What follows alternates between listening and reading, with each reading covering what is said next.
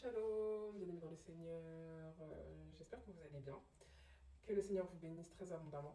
Alors aujourd'hui, je vous fais une vidéo pour vous donner un témoignage, voilà, qui, je l'espère, va aider beaucoup de femmes par rapport à leur dépouillement. En tout cas, moi, ça m'a aidé quand je voulais abandonner tout ce qui est faux cheveux, mèches, maquillage, bijoux. En fait, le Seigneur m'a permis de voir l'enlèvement deux fois, de deux manières différentes. Et je vais vous expliquer un peu comment ça s'est passé. J'ai eu une première vision de l'enlèvement où j'ai vu en fait le jour de l'enlèvement. Donc le jour de l'enlèvement, il y avait des personnes qui étaient enlevées. Et quand ils étaient enlevés, ils étaient transportés dans le ciel. Et ils brillaient, voilà, ils brillaient, il y avait la lumière sur eux. Et c'était tellement fort que quand ils montaient dans le ciel, ils ressemblaient même à des étoiles. Il y a d'autres personnes qui étaient restées. Et les personnes qui étaient restées, parmi les personnes qui étaient restées, il y avait les femmes qui portaient les bijoux, faux cheveux, maquillage, chaussures à talons, toutes ces choses-là. Et ces femmes qui étaient restées, les démons en fait venaient les attaquer. Il y a des démons qui venaient, qui les poursuivaient.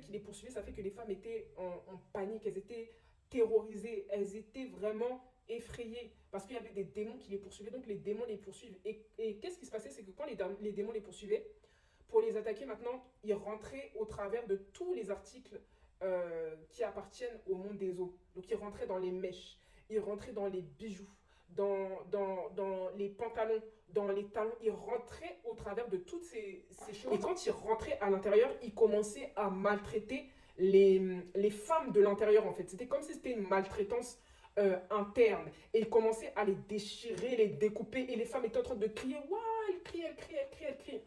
Elle se faisait torturer au travers de ce qu'elle portait. Et j'étais en panique parce que quand je voyais ça, j'avais peur. Je me disais, dans peu de temps, eux aussi, ils vont tomber sur moi. Ils vont venir me maltraiter. Ils vont me détruire.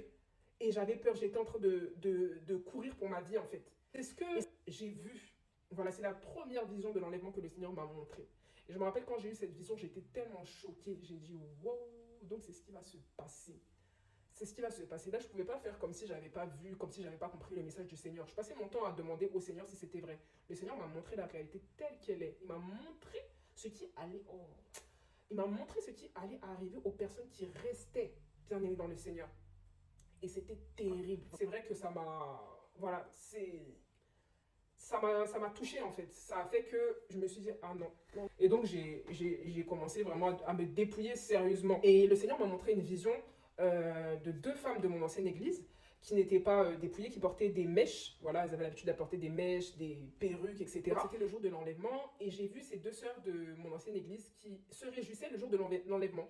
Elles se réjouissaient, elles disaient, oh, c'est le jour de l'enlèvement, oui, enfin Jésus-Christ est venu, on sera enlevé, on va monter, on va partir, enfin il est revenu, il était temps.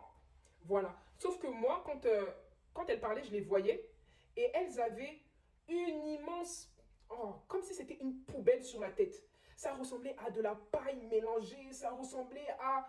Je ne sais même pas comment décrire ça, ça ressemblait vraiment à une poubelle. Et quand je les regardais, le Saint-Esprit me communiquait en esprit et il me disait qu'elles ne seront pas enlevées dans cet état-là. Elles ne seront pas enlevées dans cet état-là.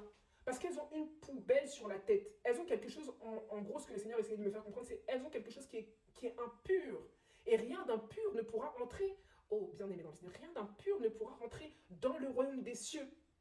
Et c'est ce que le Seigneur me communiquait. Donc, bien-aimé dans le Seigneur, quand les serviteurs, les servantes de Dieu viennent vous parler du dépouillement, de la sanctification, toutes ces choses-là, considérez que c'est vraiment un message du Seigneur pour vous, c'est pour votre bien, c'est pour votre salut. En fait, il n'y a rien de faux, rien de souillé, rien d'impur qui ne pourra entrer dans le royaume des cieux. C'est impossible, bien-aimé dans le Seigneur.